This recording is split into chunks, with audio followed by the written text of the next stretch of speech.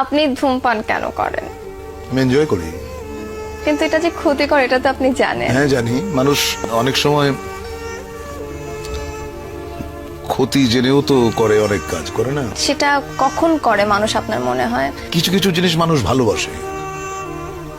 হ্যাঁ, যেমন ধরো তুমি যে কানে যেটা পড়ে আছো এত বড়, তুমি পছন্দ করো বলে এটা পড়ে আছো, কিন্তু এইটা যে কানটাকে টেনে তোমাকে অস্বস্তি দিচ্ছে, ওইটুকু যন্ত্রণা তুমি কিন্তু সহ্য করছো। তো ধূমপানটাও অনেকটা ওই রকম।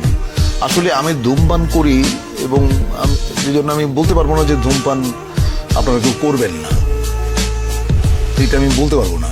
আমি যেদিন ধূমপান ছেড়ে দেবো সেদিন হয়তো সবাইকে বলবো যে ভাই ধূমপান করবেন না, এটা স্বাস্থ্যের জন্য, স্বাস্থ্যের পক্ষে ক্ষতিকর। আমি জেনে শুনে তারপরও কি আমি ওই ক্ষতি যেটা করছে, আমাকে ধ্বংস করছে যে জিনিসটা ভেতরে ভেতরে, আমি তাও কন্টিনিউ করে যাব? দেখো, কিছু কিছু জিনিস আছে যেগুলো মানে রেজিস্টেবল না, তুমি সেটাকে কখনোই বন্ধ করতে পারবে না।